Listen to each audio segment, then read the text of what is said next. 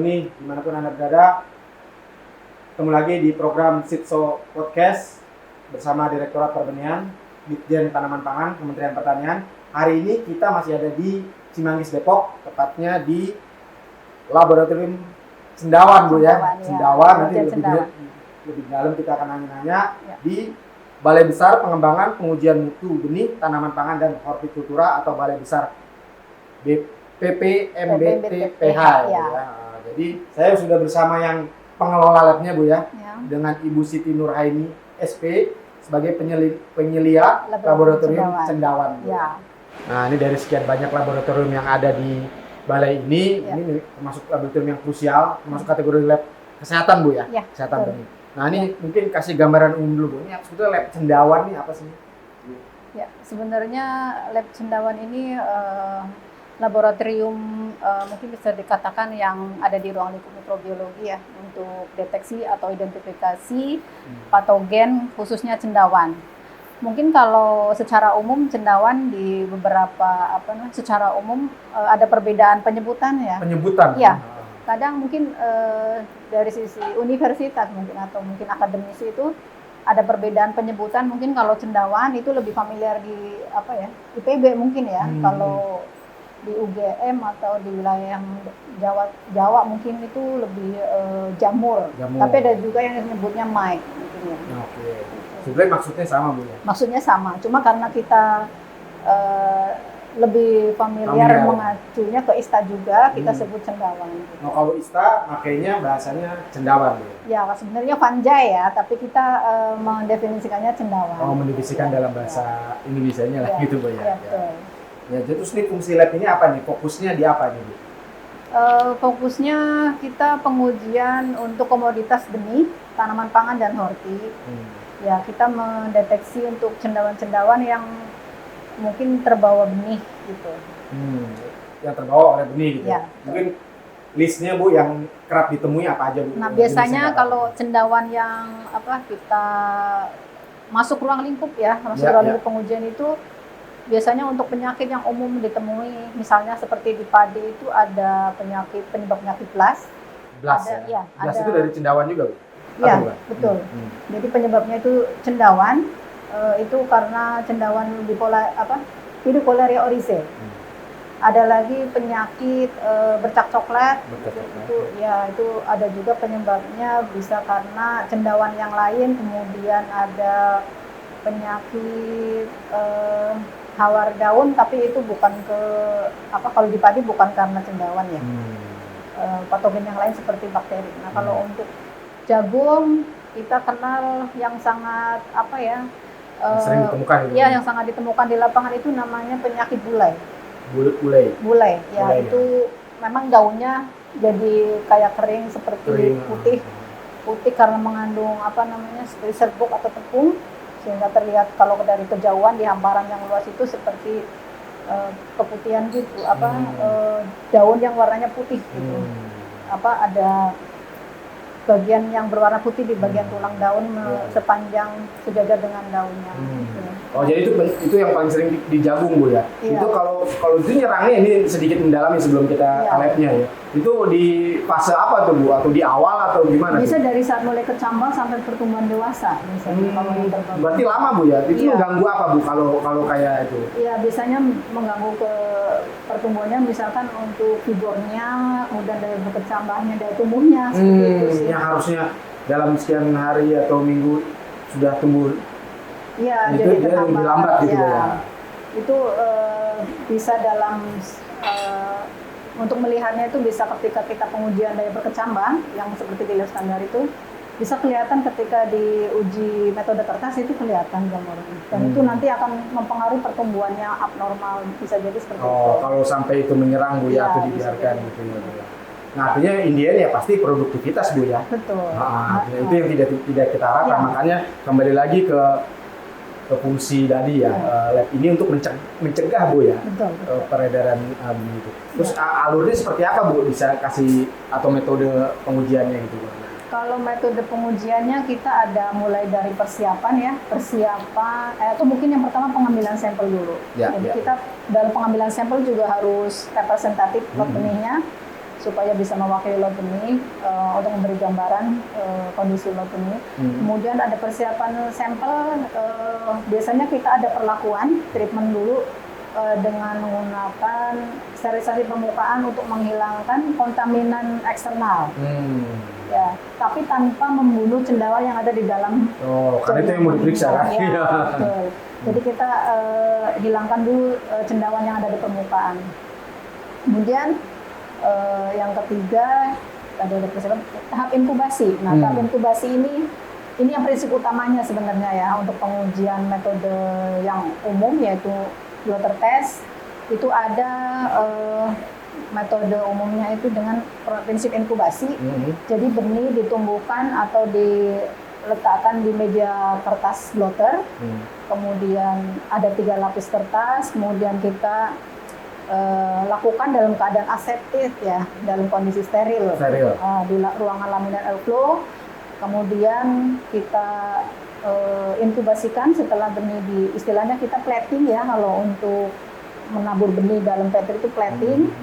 Kemudian diinkubasi ke ruangan inkubator. Karena di sini. Ya, ada di sebelah sana. Oh, di sana. Ya. Nanti izin Bu kalau memungkinkan kita ambil gambar. Oke. Lanjut. Oh, berarti itu ya inkubator ya. Ya, kemudian itu tujuannya untuk merangsang sporulasi ya. Jadi bisa tumbuh dalam keadaan yang optimal ketika ada suhu tertentu yang dikendalikan, karena setiap cendawan juga bisa berbeda permintaan suhunya untuk perlakuannya gitu. Kemudian kita ada tahap selanjutnya yaitu untuk menghasilkan data. Itu kita lakukan pengamatan dengan deteksi dan identifikasi secara mikroskopis. Seperti yang sedang dilakukan. Bapaknya lakukan ya. Jadi itu yang dilihat di sini itu setelah proses tadi Bu ya? Ya, setelah 7 hari atau mungkin tergantung benihnya itu kadang 14 hari juga. Oh, 7 sampai 14 hari. Ya. Terus baru dilihat. Ya, diamati ya. Diamati, baru ketahuan di situ. Ya, karena memang nggak bisa secara visual, jadi harus mikroskopis, menggunakan mikroskop. Ya. Di situ baru ketahuan apa sih istilahnya, dia terkontaminasi atau ada persentasenya? Iya. Jadi kita bisa kuantitatif, kita menghasilkan data itu persentase infeksi cendawannya. Persentase ya. Jadi semakin tinggi semakin banyak berarti. Betul. Karena kita kan pakai contoh kerjanya 400 butir. Nah, itu diamati satu persatu benihnya. Dalam setiap individu benih kita amati, kita hitung dari yang ditabur. Ada berapa contoh kerja misalkan 400, berarti kan berapa cendawan yang muncul, kemudian di berapa benih gitu ya? Dikalikan 100%. Oke. Dia tuh kalau istilahnya yang bagusnya di atas, ada standarnya di atas berapa persen atau gimana? Sejauh ini di bawah ya berarti ya harusnya? Ya, sejauh ini belum ada ambang batas. Ambang batas maksudnya belum ada. Untuk kesehatan kan memang belum jadi komponen untuk dicantumkan di label benih. Oke. Itu jadi poin ya. Oke. Itu bukan hanya itu menjadi informasi tambahan ya Bu ya. Informasi bahwa benih ini sehat atau enggak gitu ya, dari sisi cendawannya minimal kan gitu ya. Oke. Ya, oke. Berarti itu ya. Terus terakhir berarti di proses ini Bu ya. Habis itu outputnya apa Bu yang dilaporkan? Nah, kita nanti akan melaporkan keberadaan cendawan yang terdeteksi. Biasanya kita punya target cendawan tertentu. Nanti tujuan kita mau untuk identifikasi cendawan apa gitu. Biasanya kita lakukan sesuai target gitu. Tapi tidak hanya terbatas itu juga, kita melakukan pengamatan untuk cendawan yang ditemui. Semua kita laporkan. Ada cendawan. Walaupun ada target beberapa, teman yang ditemukan mungkin ada lebih dari itu ya. Iya, bisa jadi ada cendawan gudang atau cendawan saprofit itu ya. Kan banyak biasanya munculnya. Nah, itu kita laporkan juga. Oke, dilaporkan, terus konsentrasinya diinfokan nggak gitu? Ya, persentasenya kita infokan. Tapi memang data ini kan tidak bisa masuk ke label ya. Jadi hanya untuk informasi tambahan. Ya. Terakhir berarti ada laporan lengkapnya dibarengin sama mungkin kalau itu kan label ada standar sendiri Bu ya. Label sendiri itu. Terus sebetulnya ini sih lebih ke fungsinya ya tadi ya, pencegahan Bu ya. Ya, pencegahan sebenarnya untuk deteksi dini. Deteksi dini. Ya. Oke, bahasanya itu ya. Deteksi dini, kira-kira ada penyakit apa yang di lapangan ya terindikasi penyakit apa. Nah, kita bisa deteksi dini. Nah, ini kan bisa mengurangi resiko di lapangan ya. Ya, jadi mungkin ini manfaatnya sampai ke petani nantinya gitu dengan pengujian ini. Ya. Kan berarti kan benih yang diperiksa di lab Cendawan ini berarti kan sudah dicek juga di lab biologi, di fisiologi kan, artinya barangnya sama Bu ya? Ya. Harus benih yang sama kan Bu ya? Ya, benih. Atau bisa dia, saya mau cek Cendawan aja atau kesehatan aja bisa juga Bu? Biasanya paralel ya. Jadi dari sana nanti kita lab pengujian standar sudah terpisah untuk contoh kerja pengujian kesehatan Cendawan. Nah, kita uji secara terpisah biasanya. Iya, ya tapi dalam produk benih yang sama gitu. Kirim ya, dengan contoh kirim yang sama bisa. Ya, artinya itu. Tapi ketika ada anggap aja customer yang mau cek kesehatan aja bisa kan Bu? Atau gimana? Customer cek bisa. Iya, artinya enggak. Saya mau lihat ini ada kena penyakit apa atau bisa. Ada spesifik gitu ya. Iya, cuman memang karena belum ada persyaratan untuk masuk daftar label ya, kebanyakan masuk jarang juga. Jarang ya. jadi kebanyakan customernya apa namanya yang sesuai dengan aturan ya, label itu tadi Bu ya. Kebanyakan customernya apa Bu kalau yang selama ini dari untuk yang khusus lab, anggap aja Cendawan ini? Ya, untuk customer biasanya sih kita ada perusahaan ini, kemudian instansi yang lain, instansi pemerintah juga.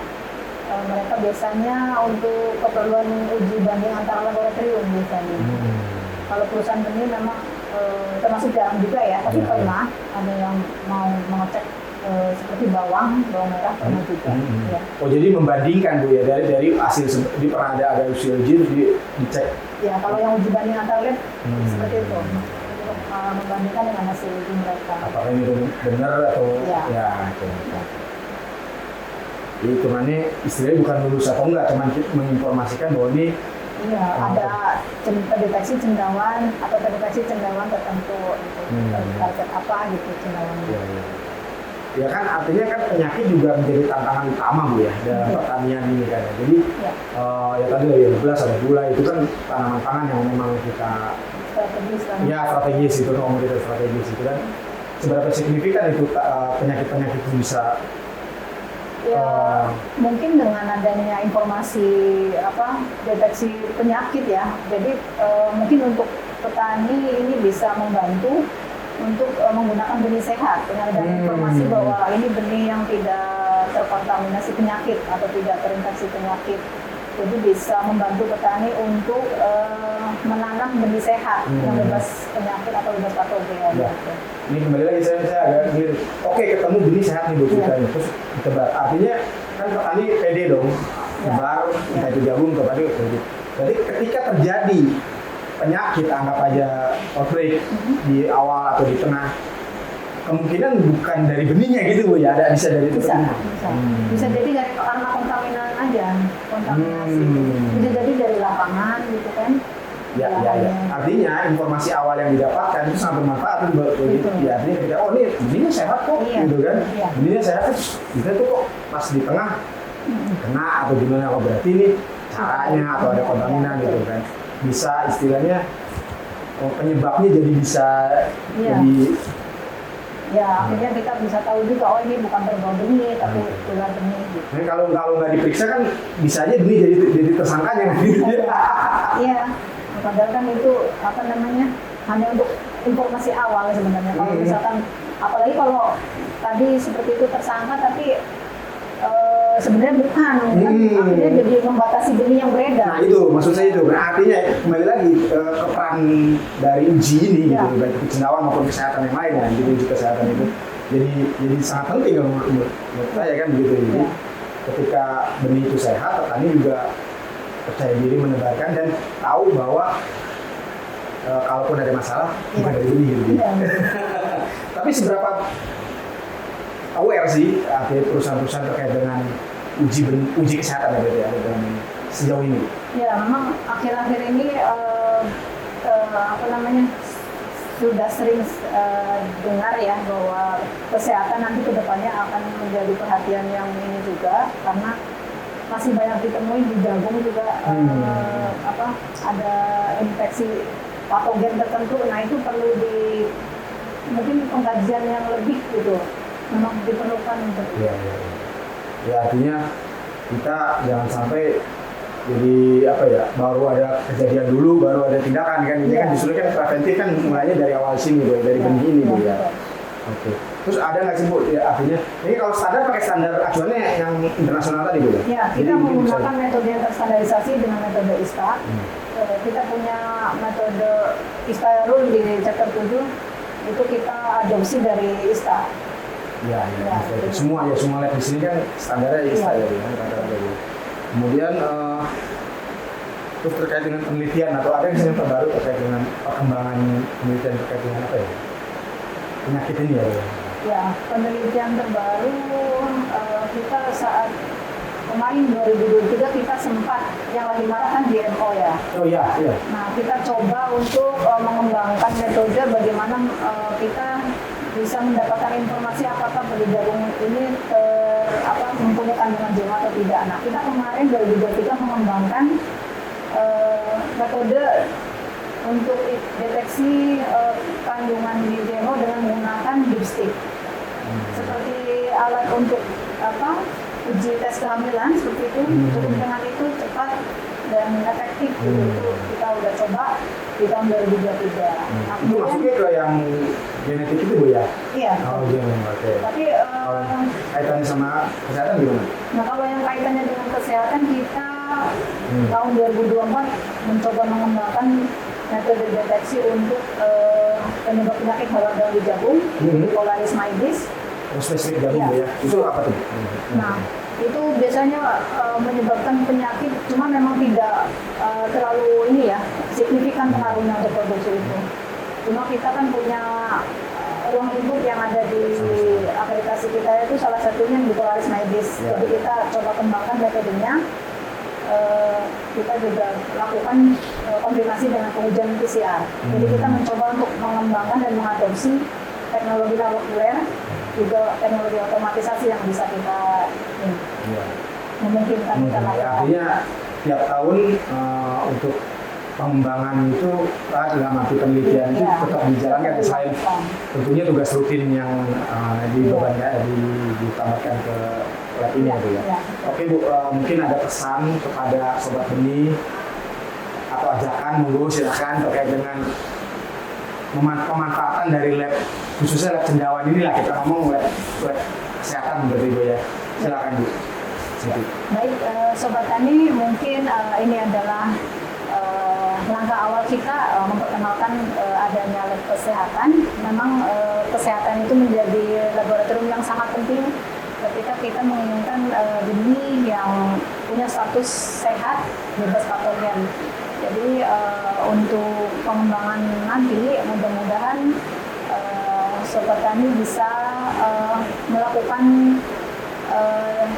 pengembangan yang secara sederhana mungkin mulai dari lapangan sampai ke tingkat laboratorium mungkin ya.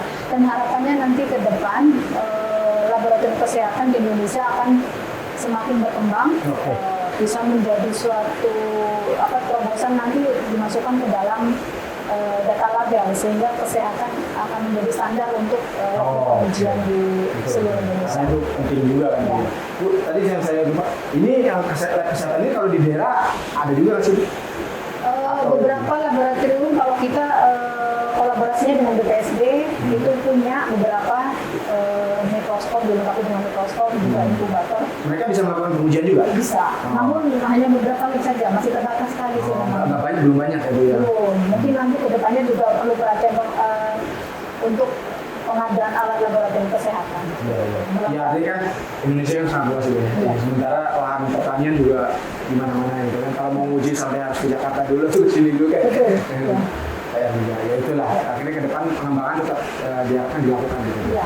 Bu Siti, terima kasih waktunya, informasinya. Sudah mau di sini ya.